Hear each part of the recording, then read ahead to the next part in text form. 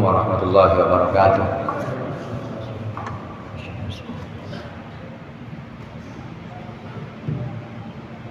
Al-Fatihah.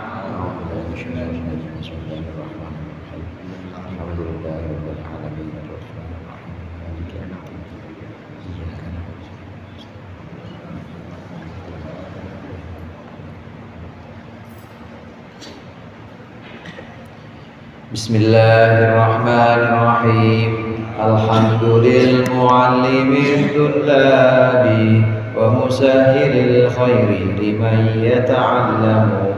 Tsumma sholatu wassalamu 'alan nabi wa alihi wa sahbihi jayyullahu. Ya Rabbana kaffir 'anna dzunubana wa walidina wa liman huwa muslimu. Nad'uka Allahumma ilman nafi'a min yawmina ilal hisabi yaqumu. Amin amin amin wa ya fattahu. Amin amin amin wa ya alimu. Alhamdulillahil awwalil akhir al-batinil zahir.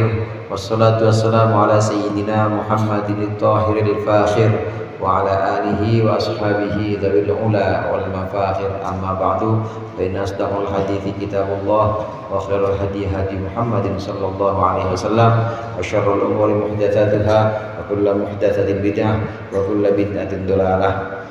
Segenap jamaah Masjid Al-Abrar, para ustaz, para hujjaj, bapak-bapak, hadirin sekalian yang dimuliakan oleh Allah. Alhamdulillah pada malam hari ini kita berkumpul kembali melanjutkan pengajian rutin kita, ngaji tafsir Jalalain.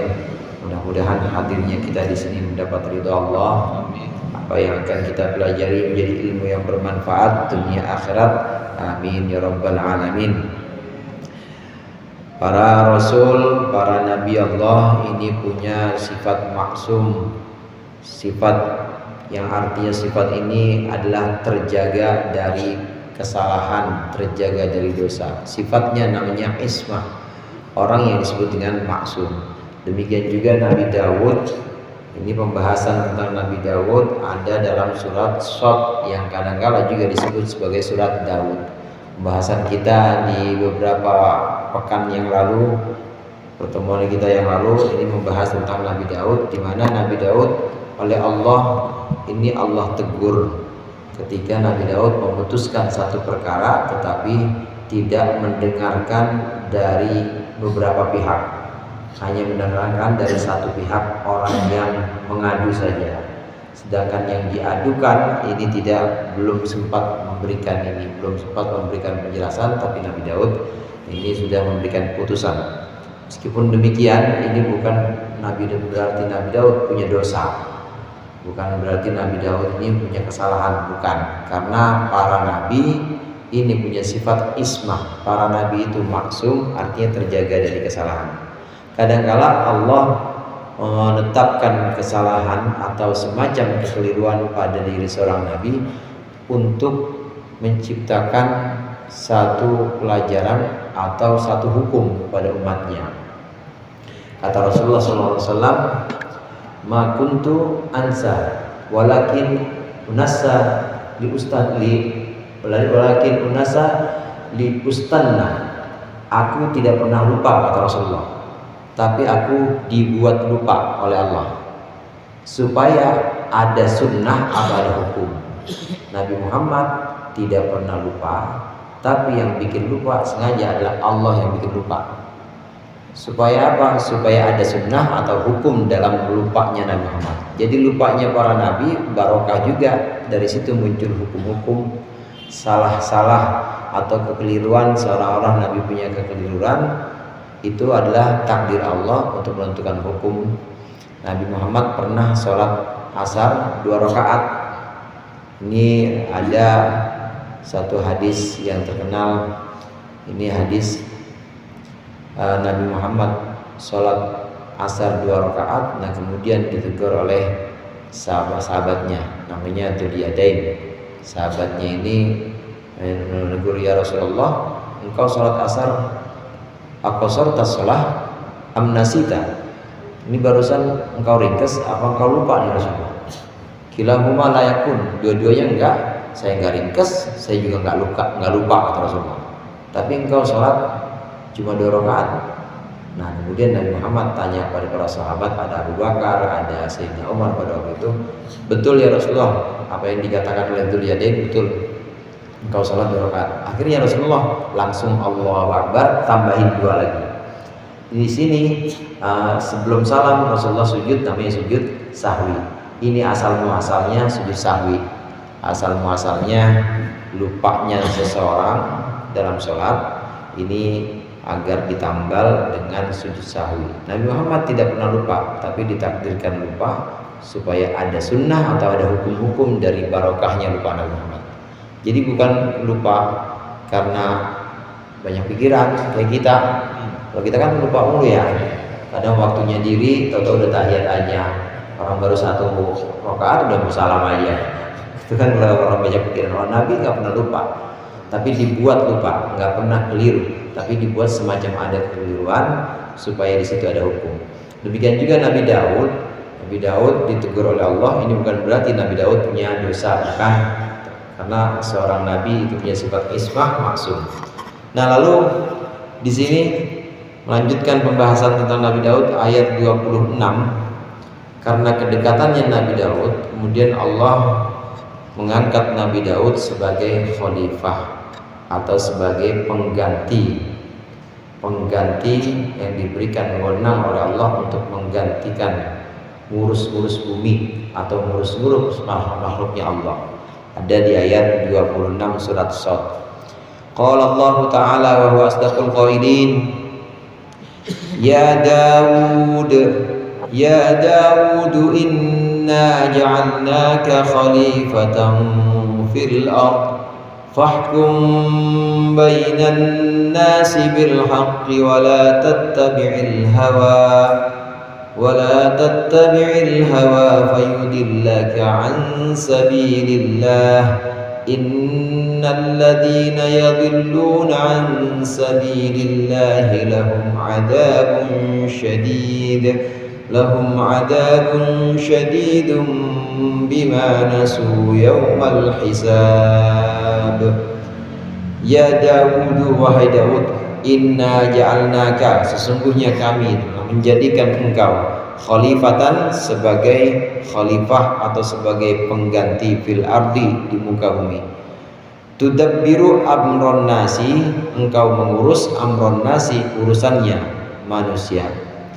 Fahkum, maka tetapkanlah atau berikanlah hukum bainan nasi, antara manusia, bil haqqi, dengan kebenaran, dengan sebenar-benarnya. Wala tattabi', dan janganlah engkau mengikuti al hawa nafsu. Hawa nafsi, maksudnya hawa nafsu. Fayudillaka, kalau engkau mengikuti hawa nafsu, fayudillaka an sabilillah, maka dia akan menyesatkanmu an sabilillahi, dari jalannya Allah. Anid dalalati ala tauhidihi, yaitu dari tanda-tanda yang menunjukkan terhadap tauhid atau terhadap keesaan Allah. Innal ladina yadilluna an sabilillah, sesungguhnya orang-orang yang sesat dari jalan Allah. Anil imani, maksudnya dari iman billahi, kepada Allah. Orang-orang yang sesat itu lahum adabun syadidun, untuk mereka ada siksa yang sangat pedih, bima nasu binisyanihim, karena lupanya mereka yaumal hisabi, mereka melupakan yaumal hisabi, akan hari perhitungan. Al mutarattibi alaihi tarkuhum, yang menyebabkan lupa pada hari akhir, menyebabkan tarkuhum, menjadi muncul apa, tarkuhum, tidak meninggalkannya mereka al-imana, akan keimanan, maksudnya tidak berimannya mereka. Walau aikonu, jikalau mereka yakin yaumil hisabi, dengan hari pembalasan, la amanu fid dunya, maka mereka pasti beriman fid dunya, pada saat di dunianya. Kedekatan Nabi Daud ini digambarkan dalam ayat 25 dengan firman Allah, wa inna lahu indana lazulfa wa husna ma'ab. Sesungguhnya Daud di sisi kami memiliki kedekatan. Kedekatan ini banyak para mufassir yang menjelaskan sesuai dengan hadis bahwa kedekatan Nabi Daud setelah Allah tegur, ini Nabi Daud ibadahnya nggak putus-putus, makin sering ibadahnya. Konon setelah ditegur oleh Allah, Nabi Daud itu sholat terus, sujud terus, nggak berhenti-berhenti selama 30 tahun. Itu Nabi Daud dekat benar dengan Allah. Nah setelah itu kemudian Allah berikan titah atau Allah berikan satu perintah untuk menjadi khalifah. Khalafa yakhlufu. Khalafa yakhlufu itu artinya menggantikan. Khalifah itu yang dijadikan pengganti. Khalfa itu artinya belakang, maksudnya yang datang setelahnya. Khalfa. Jadi khalifah itu pengganti. Pengganti siapa? Maksudnya pengganti orang sebelumnya. Pengganti orang yang mengurusi manusia sebelumnya. Nabi Daud disebut di sini khalifah. Ini secara umum bisa juga diartikan pengganti atau sebagai orang yang diberikan wewenang untuk menggantikan Allah ngurus-ngurus bumi. Karena nggak mungkin Maha Suci Allah ini memberikan makanan langsung kepada makhluknya, nggak mungkin. Allah ngurusin anak yatim kan nggak mungkin. Kemudian Tuhan ngurusin makanan binatang kan nggak mungkin. Tuhan ngurusin alam semesta, itu sangat tidak mungkin. Maha Suci Allah ngurusin hal-hal yang seperti itu. Nah karena Allah Maha Suci, maka untuk mengurusi makhluknya ini Allah berikan mandat kepada pengganti-penggantinya. Siapa penggantinya? Ya khalifah itu. Nabi Daud Allah angkat sebagai khalifah, pengganti yang ngurus-ngurus bumi, ngurus-ngurus manusia. Di antaranya ngurus urusan manusia, tudabbiru amran nas. Manusia yang dimaksud di sini adalah orang yang ada di wilayah kekuasaan Nabi Daud. Ada di wilayah yang dikenal dengan Syam dulunya. Ya disitulah Nabi Daud. Kemudian disitulah Nabi Daud kemudian mengatur dan juga mengelola kepemimpinannya. Hadirin jamaah rahimakumullah, sebelum Nabi Daud ini para nabi ya nabi doang, bukan seorang sultan, bukan seorang penguasa. Para nabi ya urusannya urusan agama. Sebelum Nabi Daud, nabi ya nabi, nanti raja ya raja. Ada pembagian. Raja pasti tunduk kepada nabi. Raja pasti dalam menjalankan, mengeksekusi program-program atau kebijakan-kebijakannya, mengatur masyarakat, membangun negara, menjaga pertahanan, itu pasti ngikutin nasihatnya para nabi. Jadi nabi sendiri, raja sendiri. Nah tapi Nabi Daud ini Allah berikan dua sekaligus. Nabi Daud ya nabi juga dan raja juga. Ini nabi yang mengatur manusia juga dan juga mengenal Allah juga. Jadi perintah-perintahnya langsung dari Allah untuk ngurusin manusia. Karenanya di sini pesan Allah kepada Nabi Daud, berikanlah keputusan, buatlah keputusan yang adil, buatlah keputusan yang hak antara manusia. Hak yang dimaksud di sini adalah secara adil. Kalau keputusan itu berdasarkan hukum-hukum Allah, pasti adil, nggak ada kepentingan, nggak ada kepentingan pasti. Contoh orang mengikuti hukum-hukum Allah. Hukum-hukum Allah itu orang yang sudah mencapai nisabnya, dia sudah kaya, maka wajib zakat. Ini hukum Allah. Kemudian yang masuk dalam kategori, masuk dalam kelompok mustahik, dia nggak punya kerjaan atau punya kerjaan tapi nggak cukup, dia harusnya butuhnya 10 tapi cuma dapat 7, maka namanya miskin, akan dapat mustahik namanya. Dan ada beberapa ketentuan yang kita kenal dalam zakat itu. Ini hukum Allah. Kalau yang ditegakkan hukum Allah, maka nggak ada kepentingan di situ. Pasti tidak ada kepentingan orang untuk curi-curi manfaat di situ, karena tegas, karena di situ jelas hukum-hukum Allah. Kalau menggunakan hukum Allah, jangan menggunakan hukum manusia. Kalau menggunakan hukum manusia, nanti jadinya mengikuti hawa nafsu. Kalau menggunakan hukum manusia, pasti ada bias kepentingan. Seseorang yang disuruh atau yang diserahi jabatan buat ngurusin masyarakat, dia nggak pakai hukum yang sudah baku, dia nggak pakai undang-undang yang memang sudah ditetapkan oleh masyarakat, tapi pakai hukumnya sendiri. Jadi seenak dewe, sekarap-karapnya dia, itu pasti ada kepentingan. Oh ini miskin nih, tapi bukan keluarga gua, jadi ntar dulu yang miskin yang dari keluarga gua dulu yang dapat saham, yang dapat hak. Oh ini kaya nih, tapi kekayaannya belum mencapai nisab, harusnya nggak wajib zakat, tapi oleh dia karena dia emang rada kesal sama orang ini, walaupun belum mencapai nisab, kekayaannya belum mencapai wajib zakat, namun dia dipaksa. Nah di situ ada bias kepentingan. Kalau menjalankan hukum berdasarkan hawa nafsu, maka akan jauh dari keadilan. Jadi bagaimana menjalankan hukum? Jalankanlah hukum sesuai dengan hukum Allah, dengan hukum yang sudah Allah tetapkan. Fahkum bainan nasi bil haqqi, maksudnya adalah menentukan hukum, keputusan-keputusan, kebijakan dengan wahyu Allah. Ini perintah Allah kepada Nabi Daud. Jangan mengikuti hawa nafsu. Kalau mengikuti hawa nafsu, di situ syarat kepentingan, banyak kepentingan di situ. Hadirin jamaah rahimakumullah, Al-Quran juga demikian untuk kita sebagai umat Islam. Untuk kita sebagai umat Islam, ini Al-Quran adalah kitab yang juga mengandung hukum. Maka kalau mau menentukan apa-apa, kembali kepada Al-Quran. Timbangannya ya Al-Quran.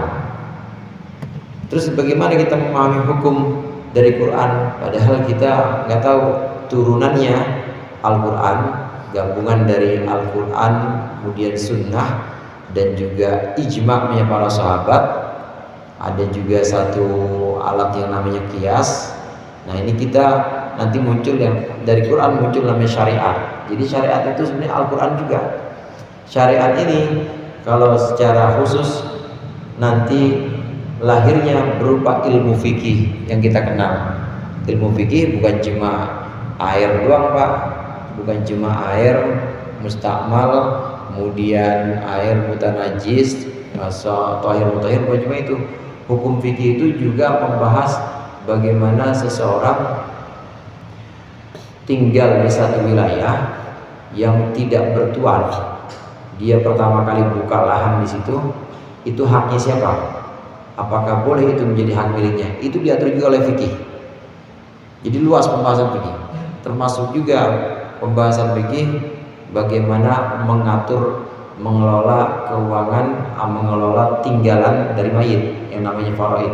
Bagaimana mengelola musyarakah atau kerjasama dalam masyarakat yang sama-sama memiliki andil atau memiliki modal. Ada semua dalam hukum fikih. Jadi kelihatannya fikih kayak Fathul Qorib, nggak ada ayat-ayatnya. Kelihatannya nggak ada firman-firman Allah di situ, tapi itu sudah merupakan kitab yang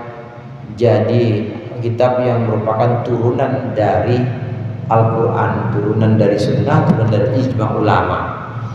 Nah kita menggunakan ini, kita menggunakan karya-karya ulama yang kemudian sudah menjadi hukum-hukum fikih dalam kitab-kitab ini.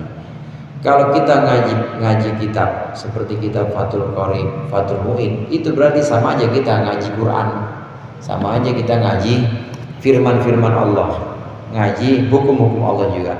Karena kitab-kitab itu dari sumbernya, sumbernya asalnya itu ya dari Al-Quran semua. Sama aja, itu semua juga ayat-ayat Al-Quran. Itu adalah firman-firman Allah.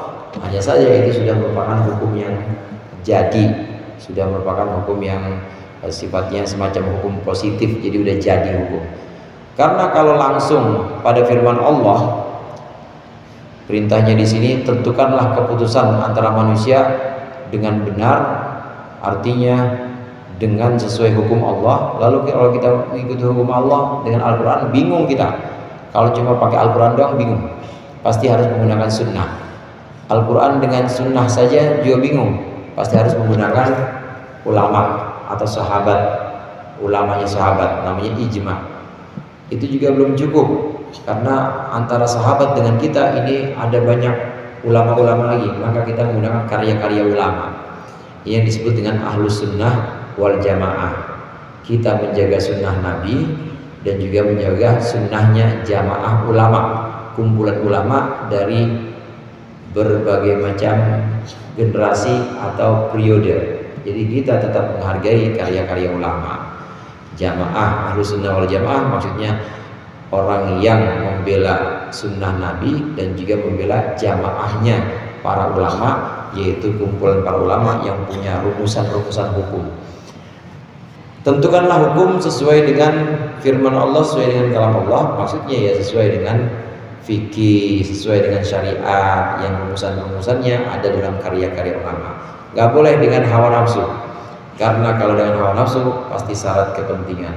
Kalau dengan hawa nafsu ini bisa menyebabkan seseorang ini sesat. Orang kalau menentukan hukum dengan hawa nafsu, maka dia tidak akan mendengarkan nasihat orang lain.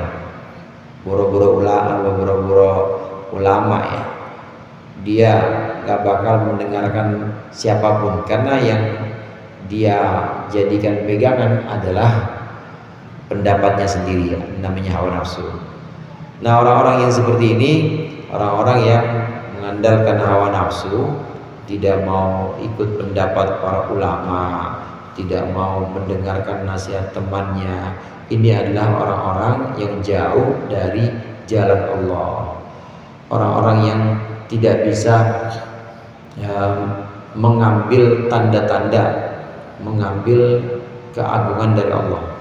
Dari awalnya tadi, awalnya tentang hukum-hukum yang harus ditetapkan antara manusia, kemudian pesannya Allah pada Nabi Daud lagi, jangan ikuti hawa nafsu. Nah, hawa nafsu ini benar-benar menjadi penyebab seseorang sesat. Kenapa hawa nafsu menjadi penyebab orang itu sesat? Karena orang yang sudah mengikuti hawa nafsu, dia pasti akan perek akalnya, akan tidak terfungsi akalnya. Paling gampang nafsu syahwat perut maupun syahwat farji. Orang kalau hidupnya cuma buat makan, kalau habis makan kawin, habis kawin makan lagi, habis makan kawin lagi, ya gitu. Nanti capek ya dia tidur, maka tidak akan ada waktu untuk memikirkan kehidupan setelah dunia. Nggak ada, dia nggak bakal pikiran. Dia juga nggak bakal punya pikiran untuk merenungkan bahwa sebenarnya saya ini hidup untuk apa, saya asalnya dari mana, dan saya sedang di mana sekarang, dan saya akan pergi kemana. Gak bakal tuh dia punya perenungan itu, karena udah disebutkan dengan hawa nafsu, yaitu nafsu syahwat tadi yang saya jadikan contoh, yang makan, kalau nggak makan kawin, makan gitu loh, nggak ada waktu untuk perenungan. Kalau tidak ada waktu perenungan, maka hawa nafsu di situ sudah menguasai. Orang yang sudah dikuasai oleh hawa nafsu, sulit masuk nasihat, akan sulit masuk nasihat. Petuah-petuah, pesan-pesan yang disampaikan itu tidak akan masuk dalam hati dia. Termasuk orang-orang kafir, kenapa tidak dapat hidayah? Bukan karena Rasulnya itu tidak menyampaikan petunjuk, bukan, tapi memang dia enggak punya keinginan buat merenungkan nasihat Rasul. Yang dia pikirkan dan yang dia lakukan adalah menyibukkan diri dengan memenuhi hawa nafsu. Kalau tadi hawa nafsu syahwat warji dan syahwat perut, makan dan kawin, ada masih banyak lagi yang namanya hawa nafsu itu. Ada yang namanya kekuasaan, hawa nafsu. Kenapa nggak mau ikut Nabi? Lah, kalau saya ikut Nabi, ini kata orang yang ikut hawa nafsu, kalau saya ikut Nabi berarti saya jadi anak buah. Dia jadi bos saya, nggak mau saya jadi anak buah. Masa masih muda begitu jadi bos saya? Nggak bisa. Ini hawa nafsu juga. Namanya nafsu kekuasaan, pengen yang menguasai. Kenapa nggak mau ikut Nabi? Kenapa nggak mau ikut Nabi? Nabi sih begitu, misalnya jawaban orang kafir nih, Nabi sih begitu, Nabi sih miskin, saya mah pengen Nabi mah orang kaya. Enggak. Dan orang yang terpandang dari golongan kita, bukan orang yang miskin yang pengikutnya juga miskin semua. Ini juga hawa nafsu. Orang kafir menyebutkan itu karena hawa nafsu. Nafsu itu apa? Nafsu kedengkian. Pengennya dia yang jadi nabi itu dia maksudnya, yang kaya itu. Nah, dia ini apa miskin jadi nabi, itu namanya kedengkian. Jadi nafsu itu bisa dengki, kekuasaan, dan yang awal tadi itu nafsu yang sama dengan binatang juga, makan kawin itu juga hawa nafsu juga. Ini akan menutupi akal seseorang. Kalau akal tertutupi, nasihat apapun nggak akan bisa masuk pada dia.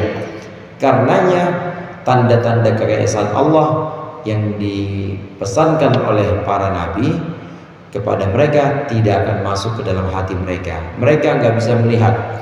Mereka tidak melihat tanda-tanda kekuasaan Allah, bahwa Allah mengutus nabi, nabi menetapkan hukum itu untuk keselamatannya manusia.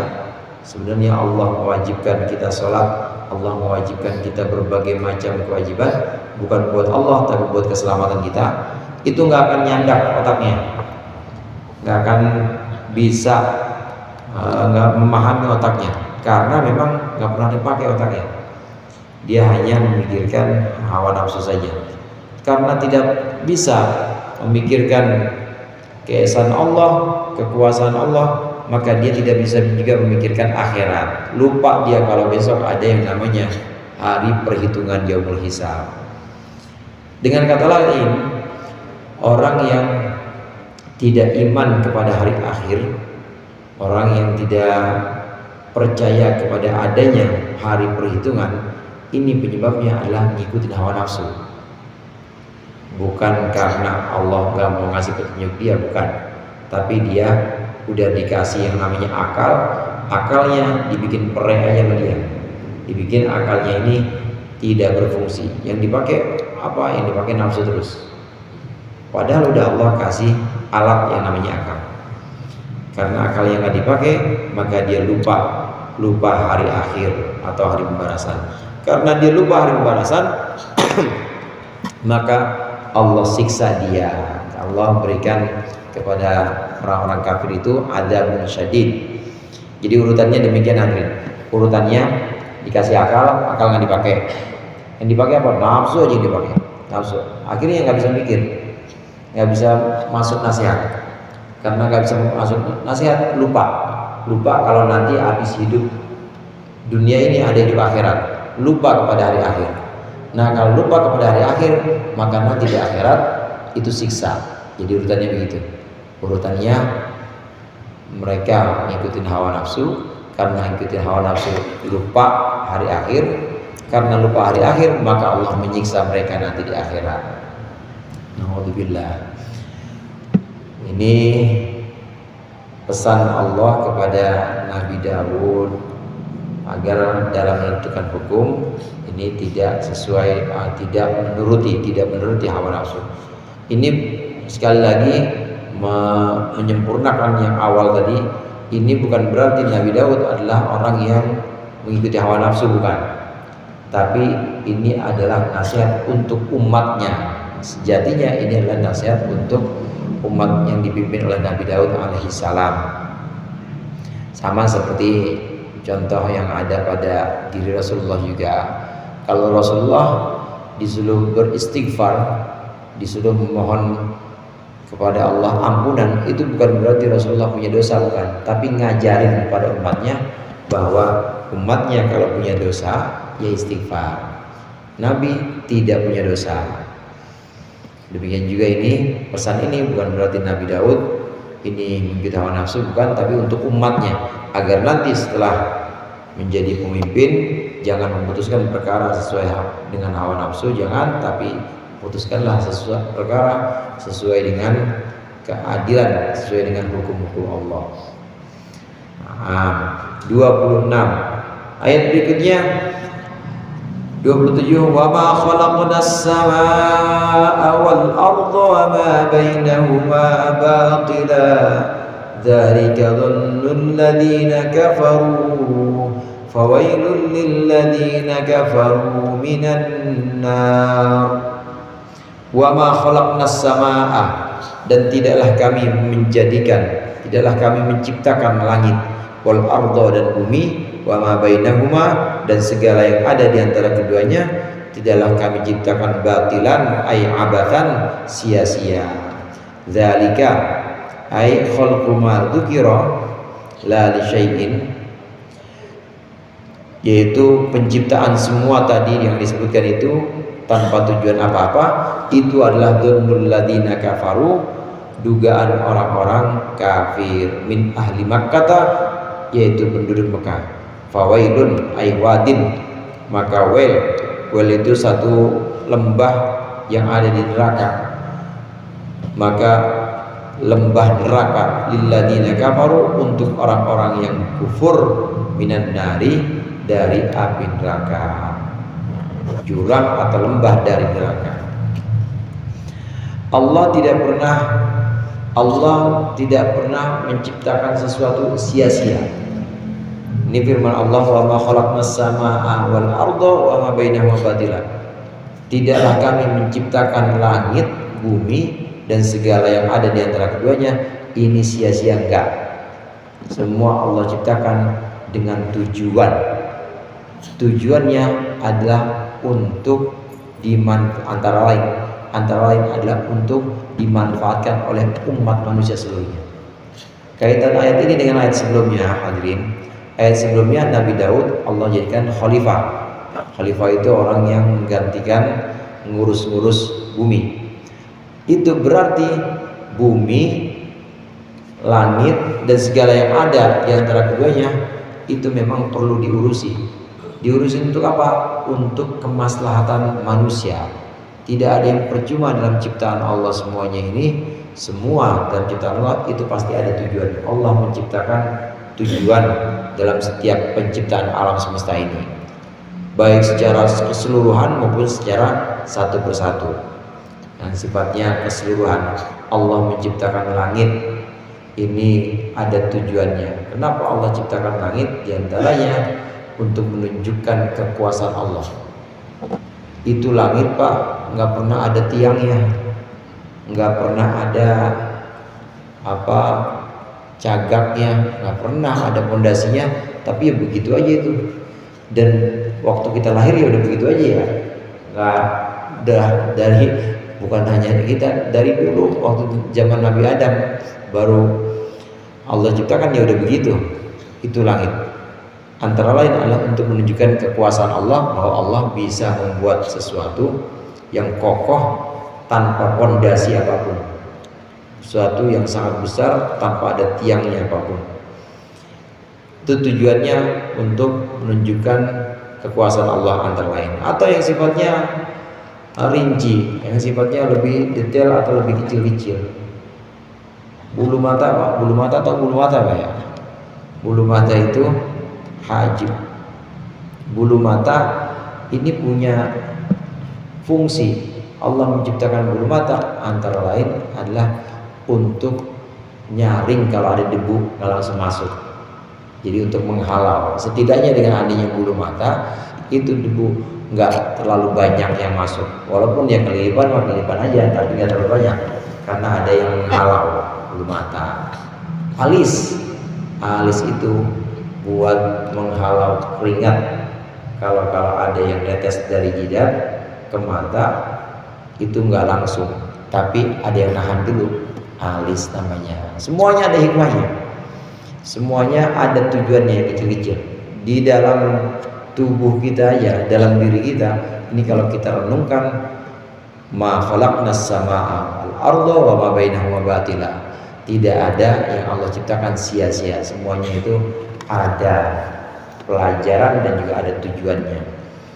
Ya alis, ya bulu mata, hidung, kan sama kayak rambut semuanya, Pak. Tapi ngapa itu alis nggak panjang-panjang gitu, nggak perlu ke asgar, segitu-gitu aja nih mah. Coba kalau alis panjang, ketutupan mata semua. Ini enggak, Allah batasin segitu. Nah semuanya ini jadi perenungan, jadi bahan perenungan. Kenapa ayat ini turun? Karena orang-orang kafir Mekah pada waktu itu menganggap bahwa di antara ciptaan Allah ini ada yang sia-sia, ada yang percuma. Di antara ciptaan Allah ini ada yang tidak punya manfaat. Padahal enggak, semua yang Allah ciptakan itu ada manfaatnya pasti. Sampai kotoran hewan aja itu ada manfaatnya. Sampai hal-hal yang kadang kita tidak hargain, kita remehkan, itu sebenarnya ada manfaatnya. Ingus kan kelihatannya nggak ada manfaatnya. Ingus kan kelihatannya nggak ada manfaatnya.